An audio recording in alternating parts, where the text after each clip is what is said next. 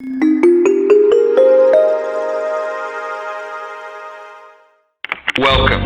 You're tuned into Life is a Sacred Journey. Every week, we bring a new perspective to aging and caregiving.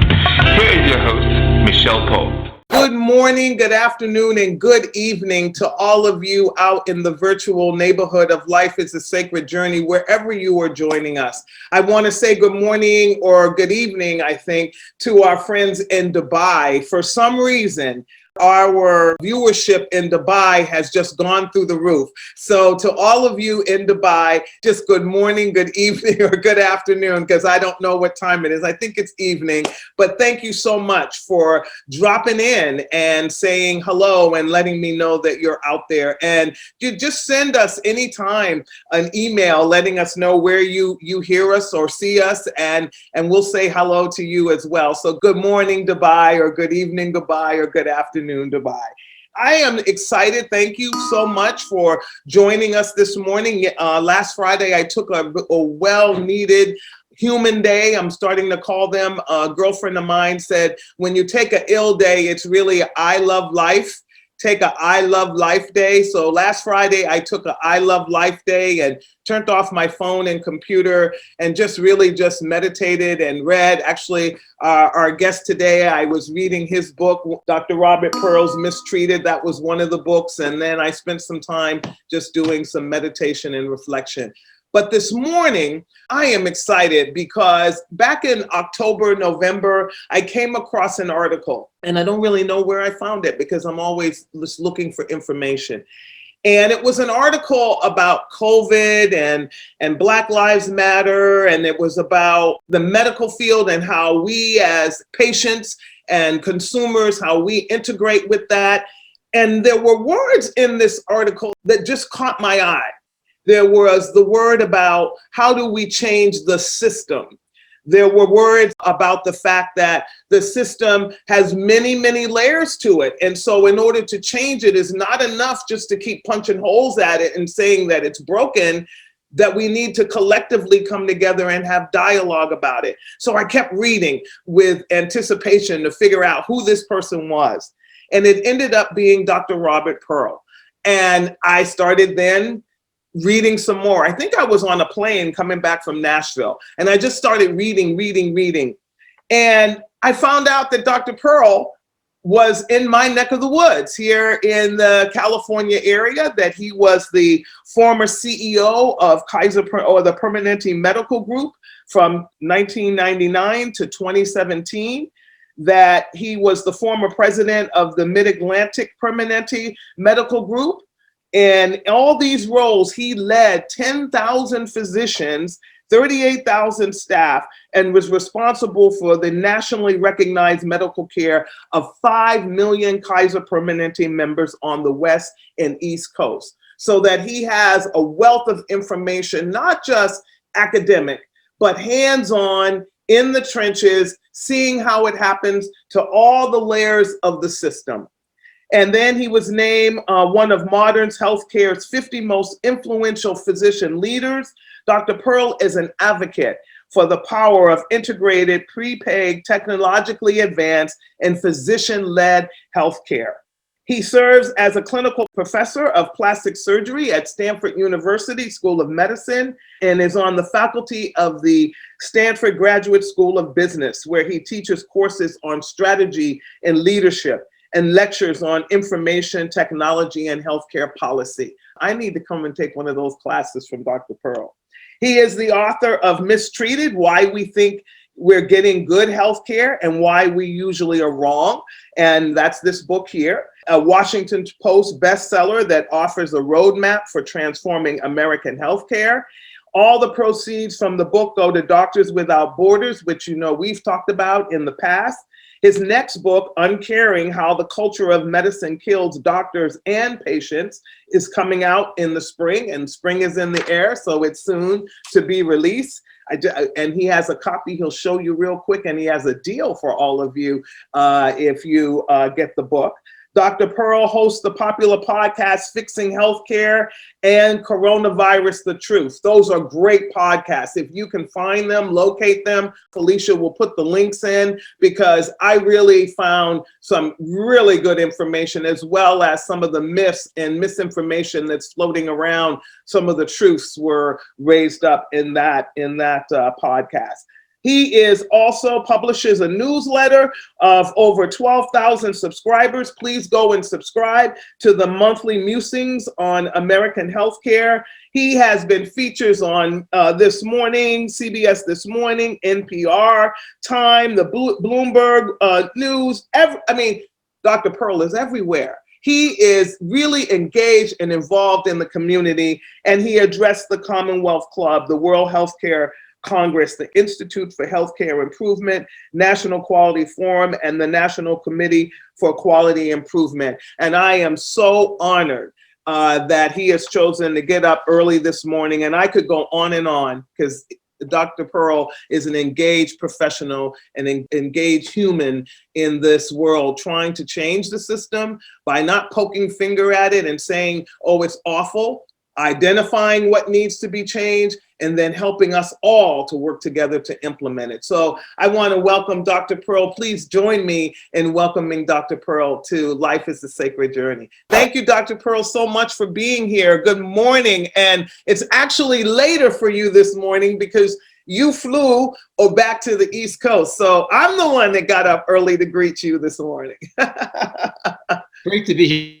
Can you hear us, Dr. Pearl? You blipped out for a minute. Are you good? I can hear you. I think Zoom is unworking this morning in terms of being stable, but I'm here. And Micheal, it's so great to be on the show. Thank you so much. So Dr. Pearl, we started before we hit the button that this is going out to everyone. You and I were engaged in a sort of precursor conversation. And when we're talking about the healthcare system, you said it very clearly. We're talking about a layer. We're like peeling the onion. But what was raised up for me this year, or this COVID year, I'm going to go from March of 2020 to now March of 2021, is that we clearly, as sometimes healthcare professionals, which I consider myself to be, working in this healthcare environment, this different model, we sometimes don't get how hard it is for the average person, or just even the persons that we serve, to advocate for themselves, to get access, to engage in a conversation that is fruitful and intentional and doctor to patient. And you talked a little bit about that culture in Mistreated, and I know you're going to talk about it more in your upcoming book.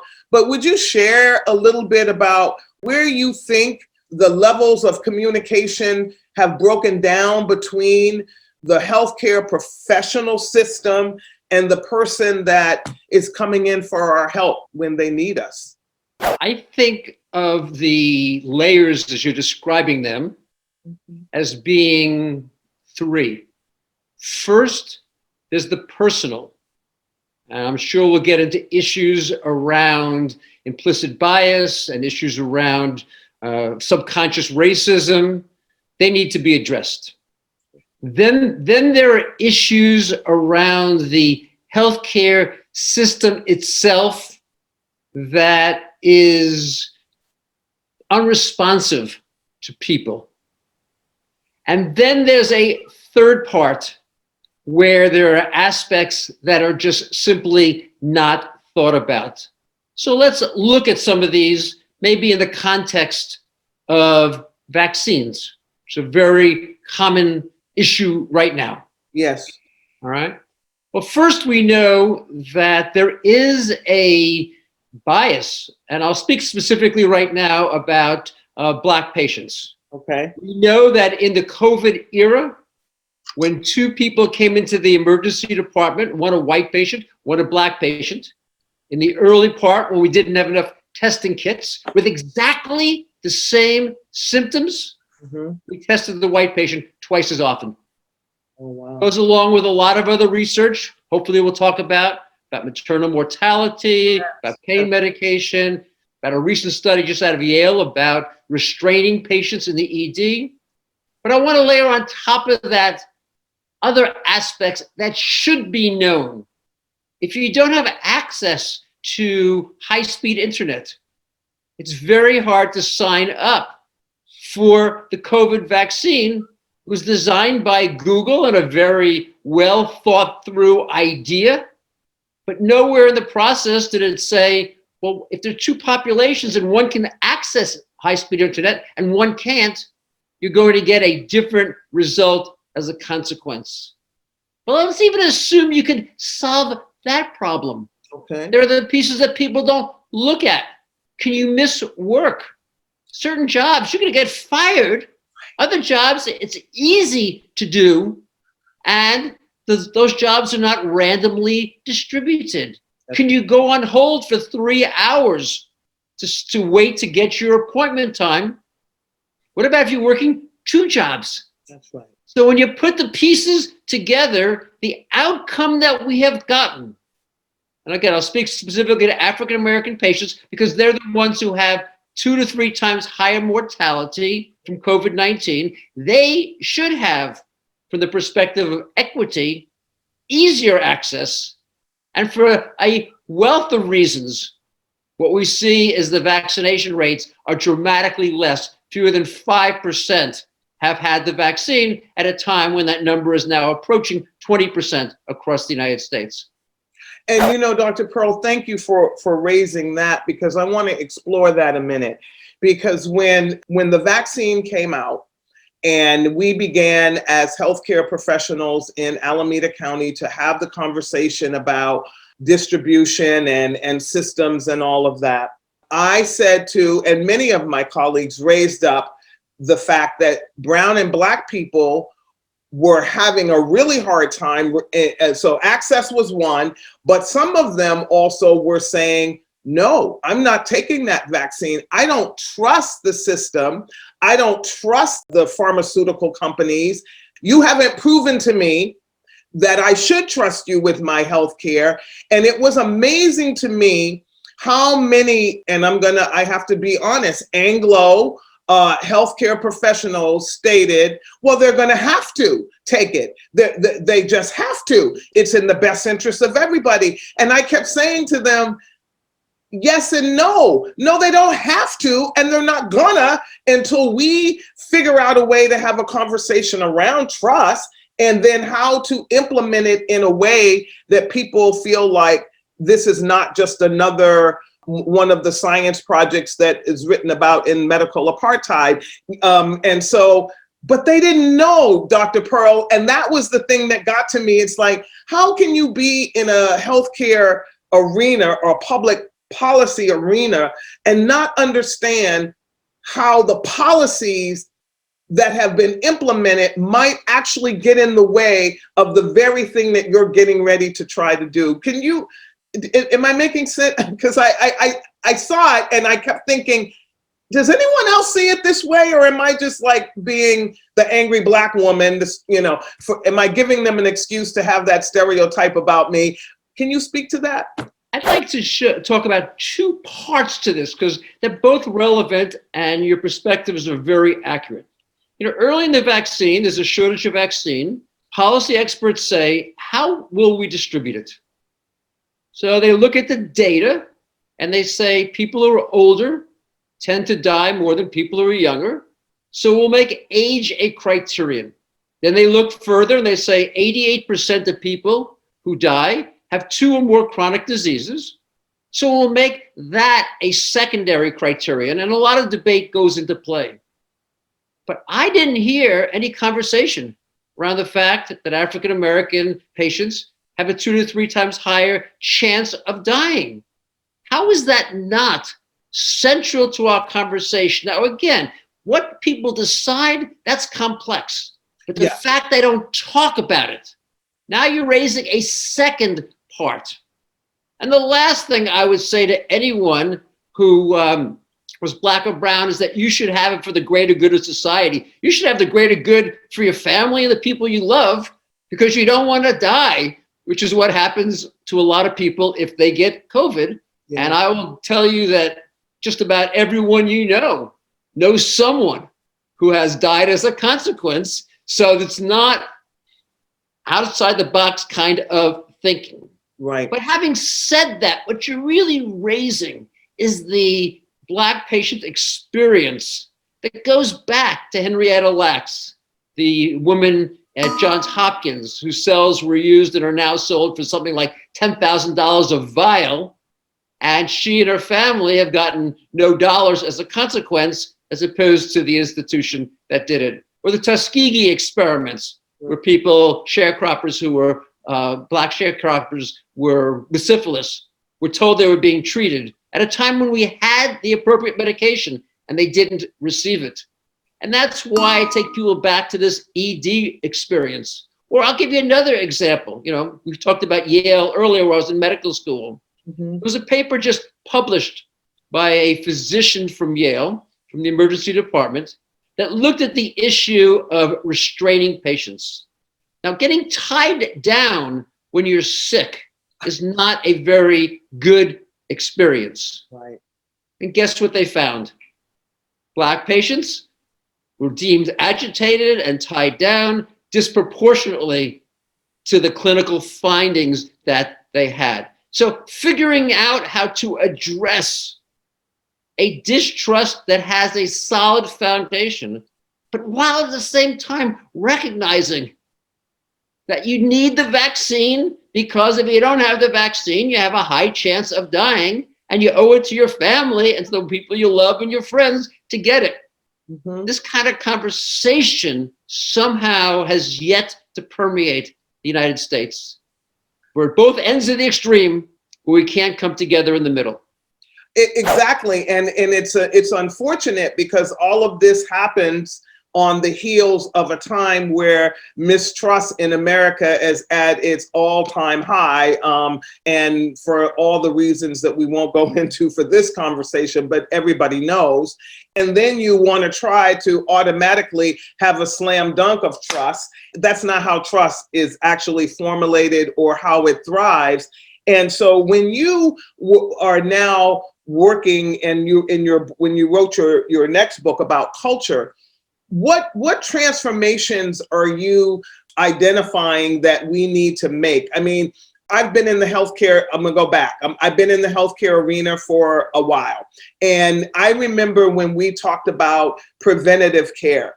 And it was more, let's do things a little bit more holistically. Let's get people in, do a little bit more preventative care. Then we became managed care. Then it was, now you can go to outside clinics if you have money to pay for these holistic sort of high-tech approaches to health, which I did one of those because I could afford to do it. And it was very good.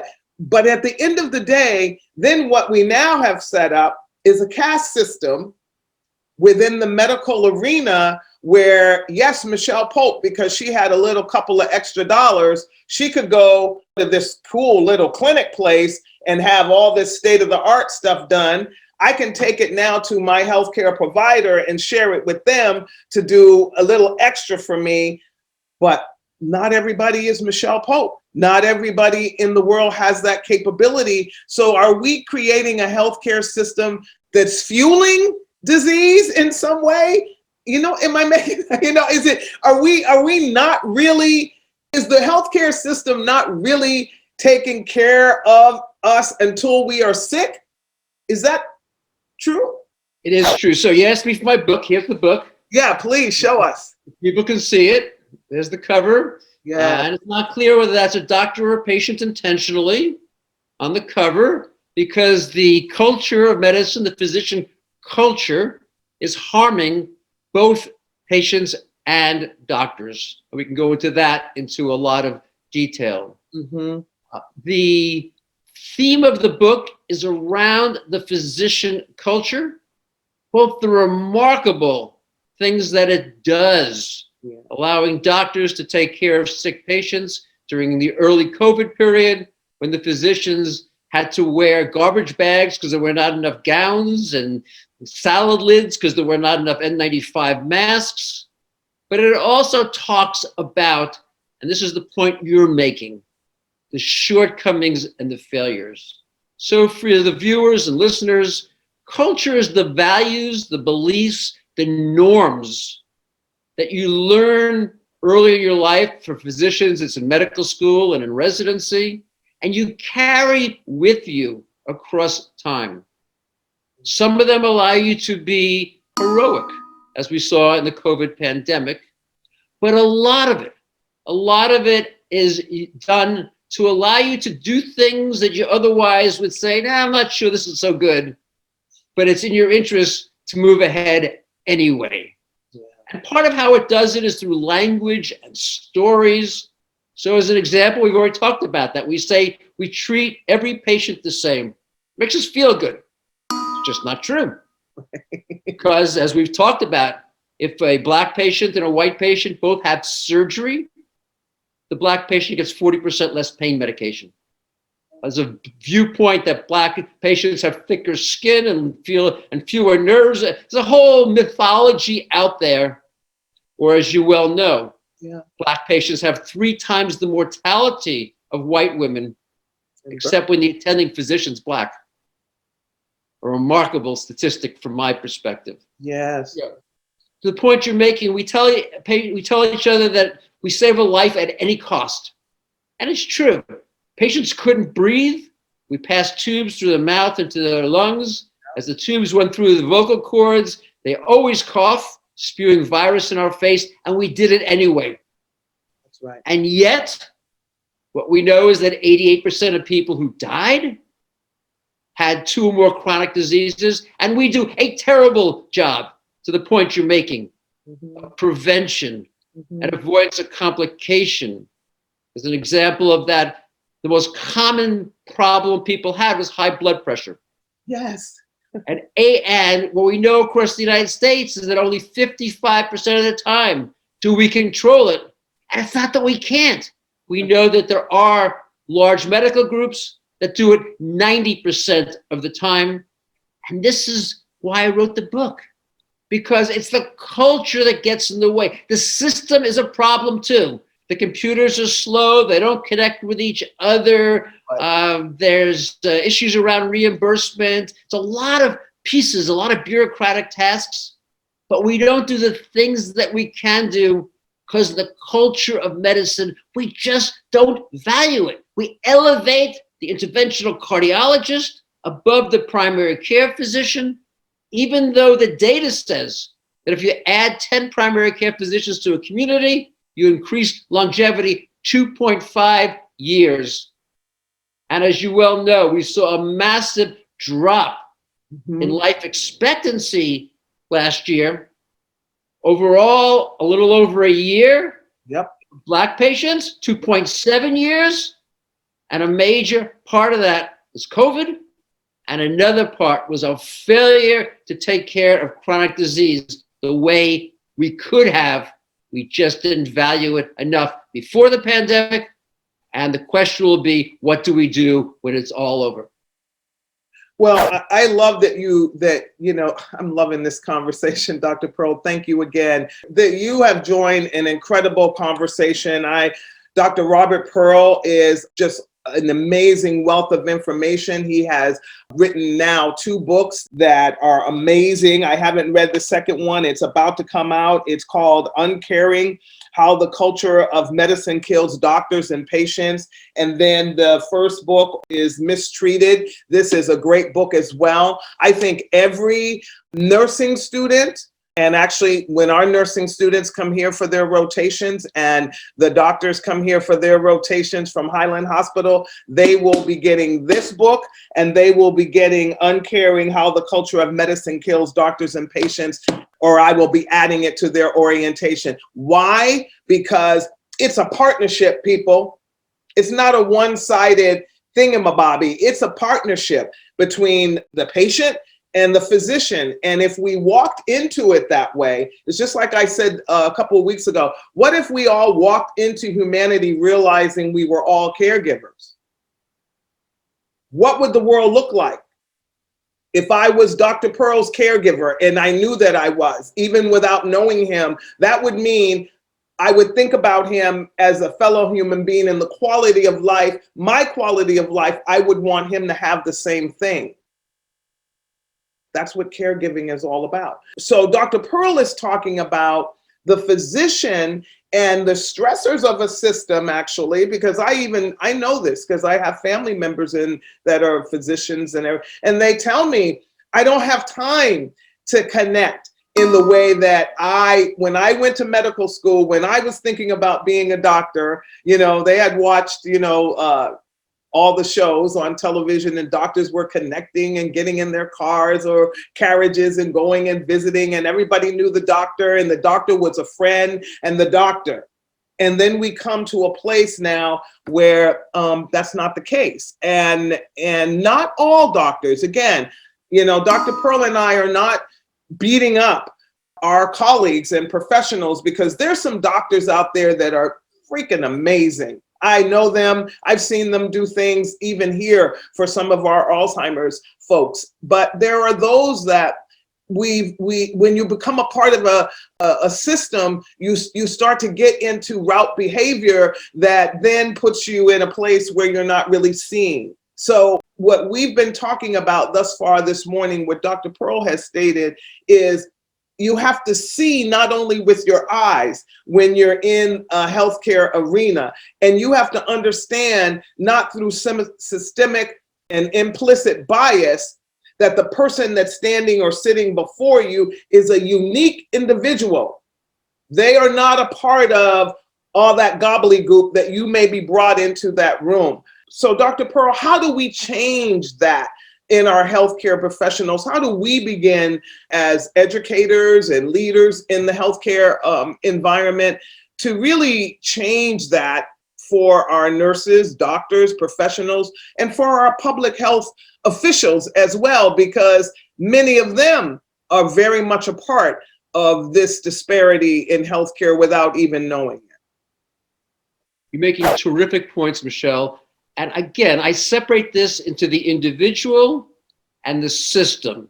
Please. Because it's very hard for an individual to change systems. That's what policymakers and various healthcare leaders and legislators are able to do. But I want to start at the individual level.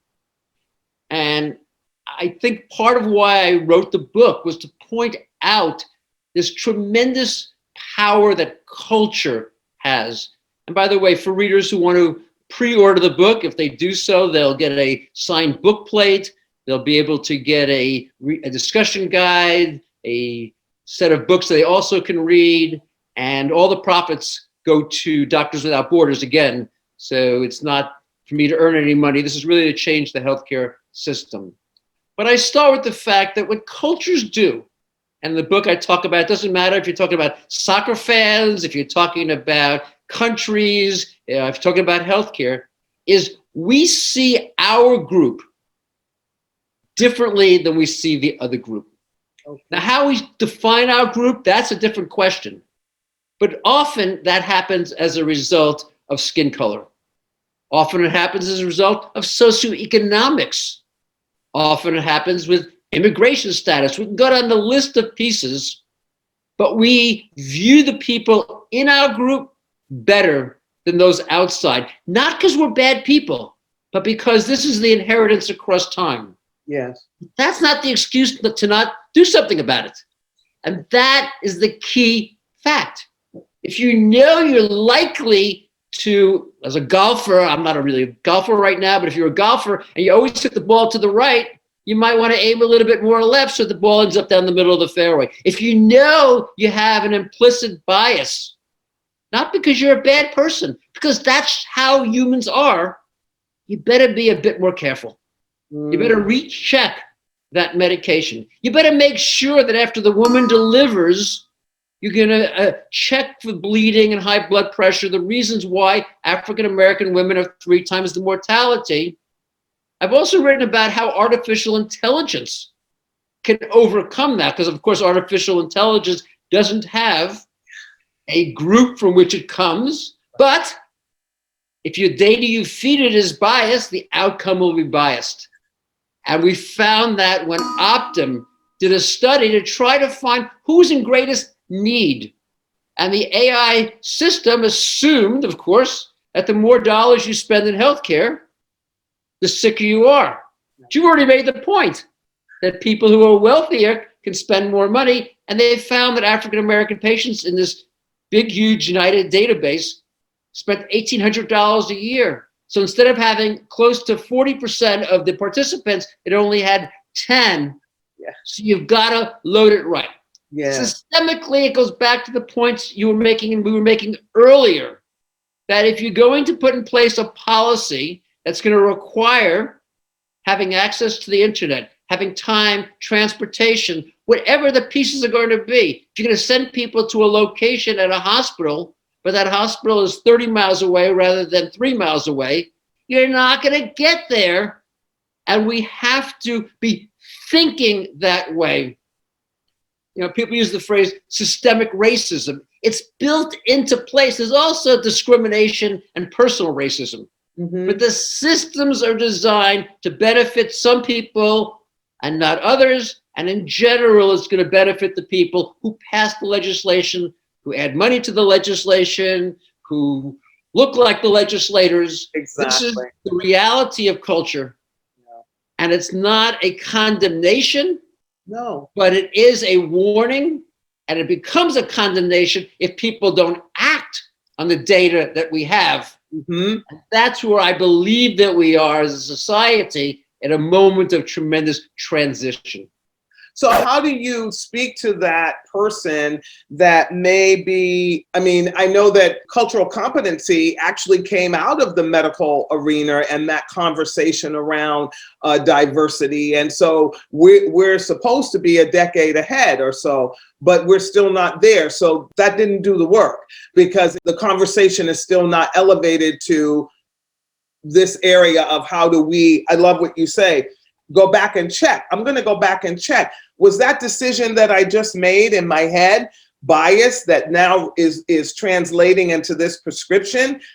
Is it translating into what the care plan is? I've done that here, Dr. Pearl at ACEP, because we are a medical model and we write care plans and we serve a traditionally Medi-Cal population. What does that mean? Okay, it doesn't mean what a lot of people think it means, but it does have that element of low income care that we provide, not meaning our care is low income, but the people that receive the care come from that category because we have to keep that category.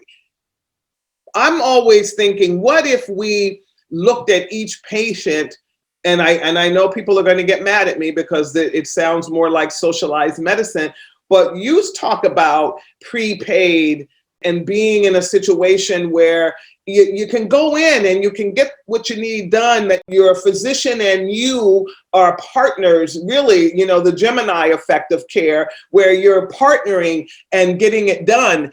But what's keeping us from that? Because we've talked about this before as a humanity in the healthcare arena. So what's kept us from going forward in that way? In the book Uncaring, I talk a lot about what gets in the way. Okay, cool. And in the end, a big thing that gets in the way is it's better for doctors and hospital to have the system we have today. Why is that?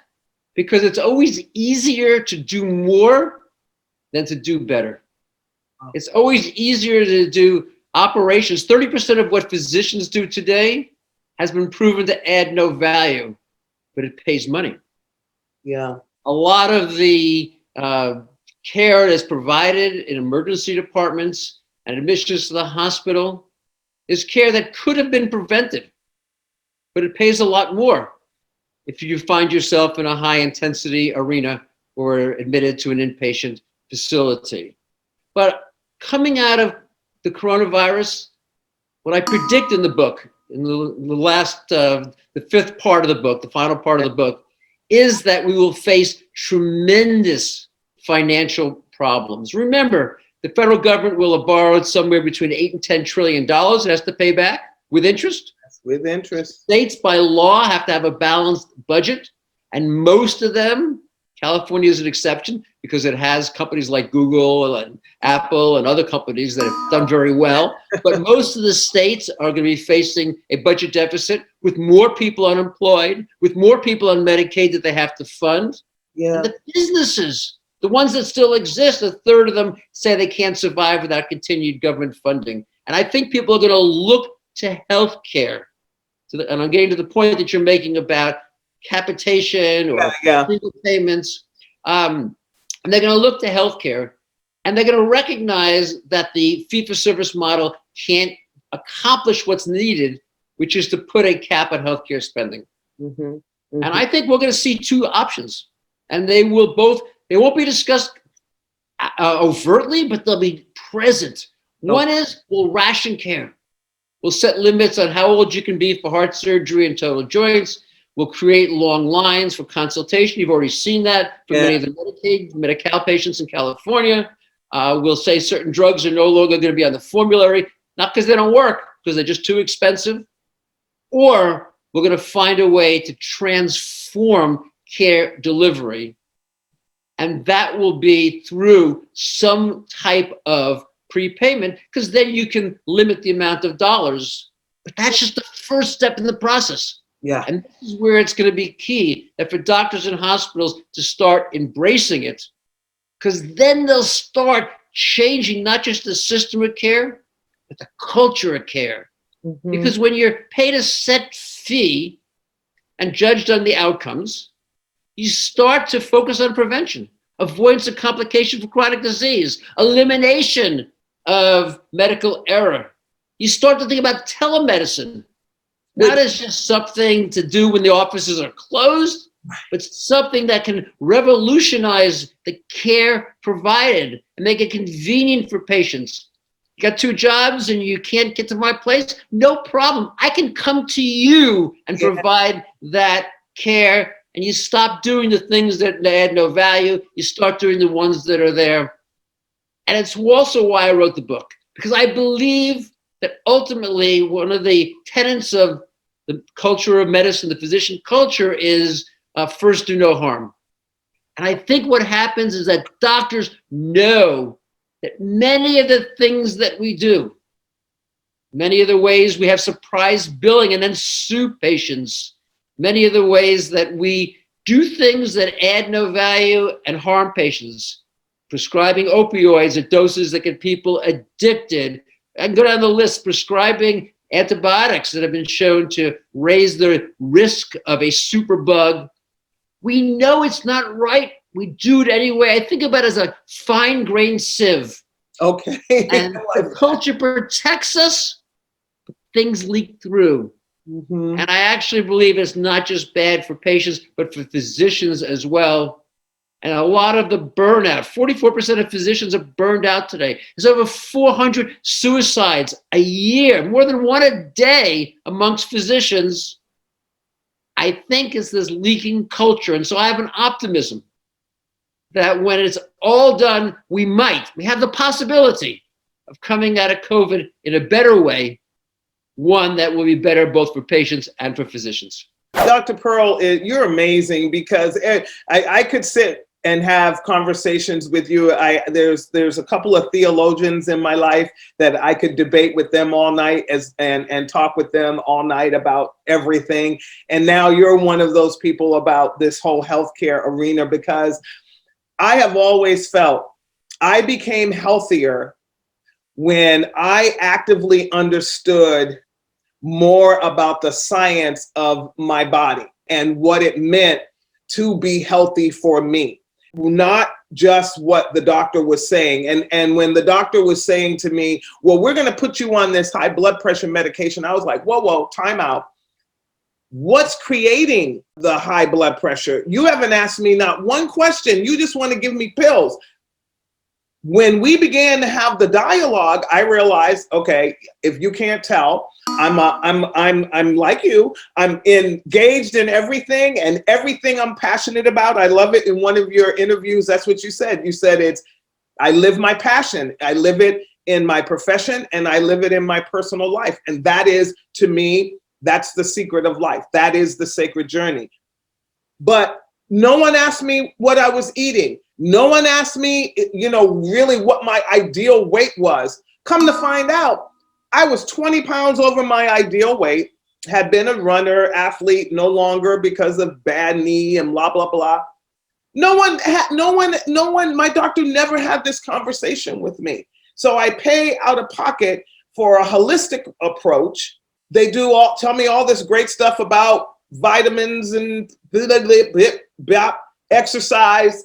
I lose the 20 something pounds. The blood pressure comes down. I learned to meditate, which I thought I was doing before, but obviously I wasn't in the way that I should have been. Breathing, I learned to breathe, which I didn't realize I wasn't breathing. All these things that my doctor at the time said, oh, that's all fine and good, but you need to take these pills. And put in my chart that I was non-compliant. I was like, oh my gosh, I can't believe they're doing this to me. They're putting me down as non-compliant in the chart because I'm choosing a different approach and it's working. I was stunned by that. I love your stories and I love your passion.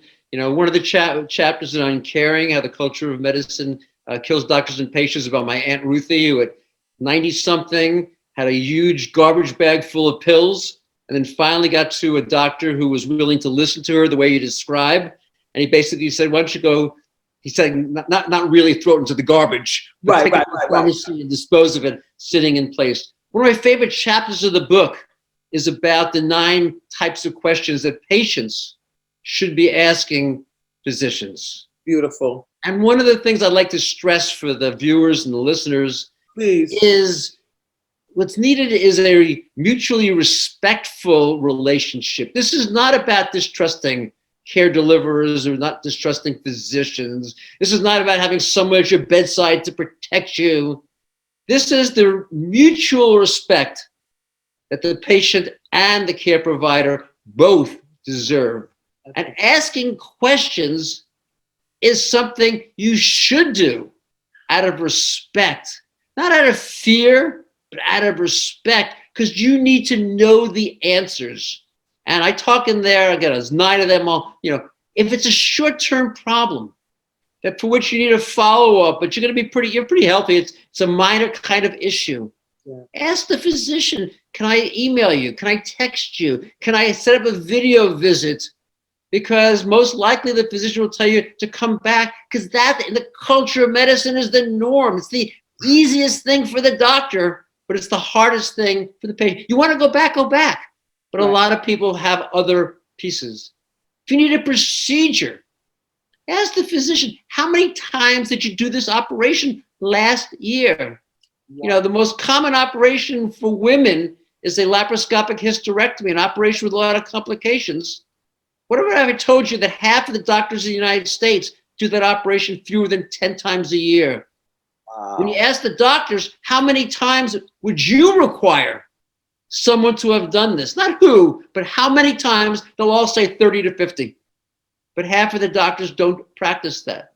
Ask them about the complications, not the long list that you get, but what are the ones that are most common? What are the ones that you've had? Those kind of honest conversations. And when someone has severe disease, heart failure and lung disease and very advanced cancer, start asking about the options. Not what should I do?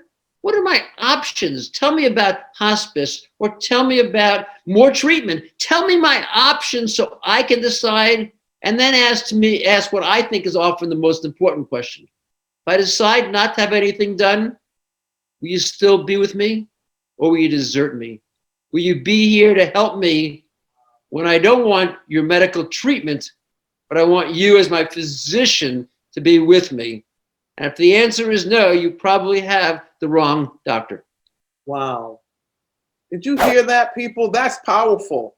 That's that engagement that I'm always talking about. That's that relationship building that I'm always talking about that we've learned not to be. I've lived long enough. You all know that I got a birthday coming up in May and I'll be 64. So I've lived long enough to see that lack of what I call communal communication. I grew up in a time where that was happening, regardless of racism, segregation, all of that. It still happened. And now we don't. We're afraid to speak our truth. And then when we speak it, we apologize for it, because now we've learned to speak our truth with indignation. And instead of just speaking it with, you know what, I don't want to take that pill. Just like when I had my cancer and I had that tumor and they wanted exactly what Dr. Pearl said, to take out give me a whole hysterectomy. I was like, no. And they were like, well, you're not having any more kids. I'm like, I don't care. I want to take it with me. And if you telling me you don't need to take it right now and you think you can get it all, let's start there. I'm not ready for that next phase. But had I not been my own advocate and spoken my heart, that wouldn't have been the case. And I sit here now through the grace and gratitude of God. I've been cancer-free for 7 years. And that other operation might have been faulty, or I could have bled to death, all kinds of things. My recovery time was so much smaller than it would have been had I had a full hysterectomy. So Dr. Pearl, you are a definite light to all of us. And thank you for really taking I told people when I learned about you, there are those folks in the medical profession, when they took their oaths, people don't realize you took an oath. Nurses and I've been the keynote speaker to many of these graduations and pinnings. And when you take an oath to do something, you can either take that seriously or you just take that oath because it's something that you do to get pinned or whatever. But you definitely took it seriously. You have a personal story that catapulted your ideas and who you are, and as a doctor, physician, and a human walking on this planet. And I just thank you. And I'm so happy that I got to meet you and to know you and to call you colleague, friend. I mean, I'm going to haunt you forever now. Thank you so much. And if your listeners and viewers want any more information, they go to my website. Yes, please share your website. Yeah, robertpearlmd.com. As I say, the ones who pre-order the book can get all these goodies. It'll be delivered to their home on May 18th, the day it will be published. I'm going to ask May 18th. The website will have all this information very soon about how to order it, or you can go to Amazon and do it right now. And so it's robertpearlmd.com. And any feedback would be appreciated. This is a journey. That's a long journey that we have to all learn on. I did a lot of research for this book and a lot of writing, but there's still so much more that I need to learn. And I appreciate the chance to be here, Micheal, today. And congratulations on the cancer being gone, and congratulations on your tremendous show. Well, I really appreciate it, Dr. Pearl. This is not a one-up. You and I will definitely, our paths will cross, and I would love to have a further conversation with you as it relates, because we've run out of time, but would really like to talk about Alzheimer's and the disparity of that and what happens with dementia, and when a dementia patient is being cared for, and the sort of disregard that they're a person and need to be a part of that dialogue and conversation, regardless of their dementia. So I'd love to hear your insight on that. So we'll have you back if you don't mind us calling on you for that. I look forward to it. It'll be a good conversation. Thank you so much. So life is a sacred journey. You got to do two things. You got to go to Dr. Robert Pearl's webpage and order your book so you can get all the goodies and the precursor reading and everything that goes along with it. You're going to subscribe to his monthly newsletter because there's great information in there. And he's our advocate. He is our MD advocate that we're going to follow as a Life is a Sacred Journey family. And we're going to share the books and we're going to share what we learn because this is important. We are aging in a time when the healthcare system is changing every single day. There's rapid conversations going on. The World Health Organization, the CDC, the healthcare systems, other professionals like Dr. Pearl and myself as a public health on the ground administrator. We're all trying to figure it out so we can serve you better, us better, and everyone that we love better. So at the end of the day, don't be a silent voice. This is the time for change. This is the time for change. I think the universe heard our cry and put us in this time where we can think a little harder, look a little bit more, read a little bit more, and learn. And as Dr. Pearl, thank you, Dr. Pearl, my mother used to say the same thing. She said to me, never assume that somebody hates you just because the people that look like them hate you. I was a little girl. And I couldn't understand why because this was segregated schools in Boston, and I couldn't understand, like, mommy must be out of her mind. They need to put her in a padded cell. But as I grew up and began to understand and learn and even teach about implicit bias, now I know what she was trying to teach me. That no matter what you learn, no matter what experiences that the world puts you in, never forget that we're all acting and reacting to stories that yet are not told. And that it is about the stories that we tell each other, that we learn and we come closer together and we build the bridges to the change that we want to see. So I want to thank you, Dr. Pearl, for being one of those change agents in the world. We need more people like you on our sacred journeys. And I look forward to your book on May 18th. Hold it up again, because I don't want anybody to forget about it. All right, get that book. I love that there's this ambiguity with the picture, because it could be a physician, but it also could be a patient. It also could be you. All right. Dr. Pearl, have a wonderful day in the neighborhood. Give New York a big old kiss and hug for me. I miss it.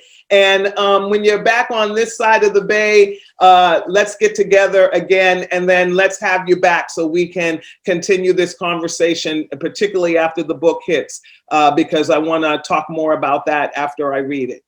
Let me encourage all your listeners to get vaccinated so that we can get this pandemic back behind us. The vaccines work. They're safe. And if you have any questions, listen in to Coronavirus The Truth. But go ahead and get vaccinated, if not for yourself, for the people you love. Thank you, Dr. Pearl, and thank all of you. Have a wonderful day. And don't complain unless you're willing to do something about it. That's the key to life. All right. Namaste and peace. Thank you, Dr. Pearl. Have a wonderful day in the neighborhood. Stay warm in New York City. And I look forward to seeing you again real soon. Thank you. Bye-bye.